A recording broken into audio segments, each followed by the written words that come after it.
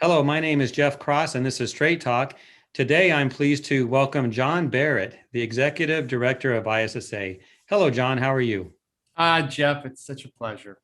Glad to have you. Glad to have you. You know, John, you're the director of the Worldwide Cleaning Industry Association, truly a global organization with more than 10,500 member companies, offices in Germany, Canada, Australia, North Korea, China. It spans the globe. You manage it all. But tell us, I think our audience wants to know, what did John Barrett do before ISSA?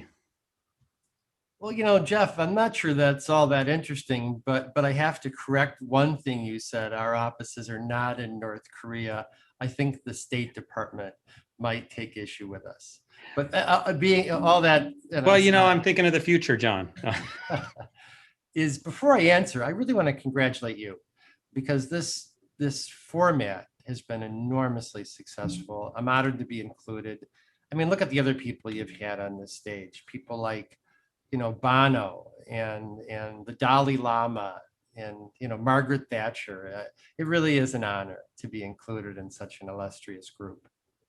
Well, what you've done now is you're making people look for those videos of those people they won't see. But thank you for the correction.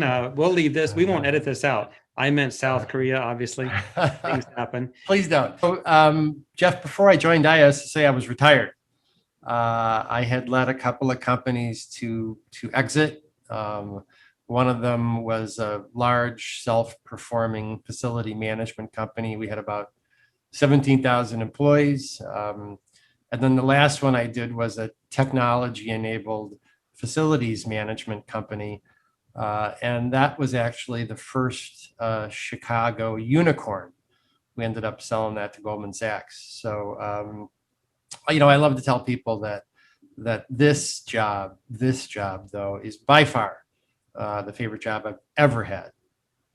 Well, we're glad to hear that, and I know you really care about ISSA and the global cleaning industry. John, one of the most impactful recent initiatives of ISSA that it launched is GBAC Star Facility Accreditation, that program. Can you update us on how that's going? I'd be happy to, Jeff. By the numbers, there are over 4,500 organizations in 80 countries that have ascribed to the GBAC Star accreditation. Some pretty interesting brands. And if you want to see some of those names, you can go to gbac.org. But I think how we feel about this is not that we're a bunch of geniuses for launching GBAC. I think it's quite the contrary. I think it speaks to the need, and I think people around the world want to feel safe. And we did not set out to create a global brand, but that's kind of what happened. And I think if you look at the evidence, we are helping people feel safer, and that should hopefully enable people to get back to work, get back to play. Absolutely. So ISSA and GBAC have made a difference for facilities, small ones, large ones, from hotels to airports to stadiums, providing this accreditation. What about building service contractors? Are we forgetting them, John? Well, come on, Jeff, you know better. But you have to understand this group is led by the indomitable Patty Ollinger, and Patty wanted contractors to be a part of this from the beginning. But I resisted, and the reason I resisted is I didn't think we were ready for them. But we recently launched GBAC Star for services. So today, if you are a building service contractor, you can go to GBAC and seek accreditation. And in fact, we just had our first company, CCS out of Colorado, was the very first GBAC Star services contractor. So I know there are already dozens of firms applying, and I think this is really going to help position those companies for competitive advantage. Yes. In fact, we'll have them on Straight Talk pretty soon, I imagine. Oh, yeah. John, you like the expression moving the needle. We've heard that from you many times as people that work at ISSA. What gets your attention when it comes to moving the needle? Well, it's not because my wife likes to sew, and she does. Look, I think moving the needle is a shorthand, Jeff, and you're part of the team, so you understand that we want to do things that matter.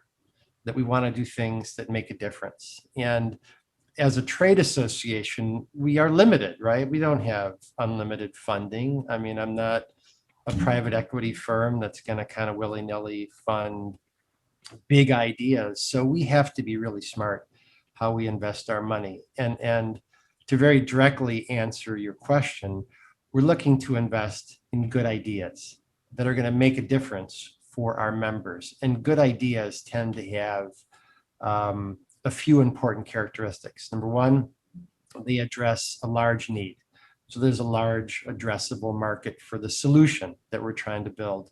And number two, the risk is what we call asymmetrical, right? So very limited downside, but very significant upside. And that really defines sort of a move the needle opportunity for ISSA. All right. My final question is, if ISSA member company were to say, John, how is ISSA moving the needle for me? Is there something you would tell them? You know, Jeff, that probably might take a little more time because we segmented our members by class. So whether you're a residential cleaner, a manufacturer, a contractor, an end user, a distributor, we have very, very different programs for each of them. But I think the most important thing we do is we help make those businesses just a little more successful. And as I said, the devil's in the details, you know, think about programs, but ultimately, if you focus on high ROI activity, it's very hard to beat the value that we bring our members. And I think it's one of the reasons our membership has basically doubled, in the last 4 years. Yeah. Well, good work, John. I look forward to having you on Straight Talk in the future when we talk about maybe South Korea.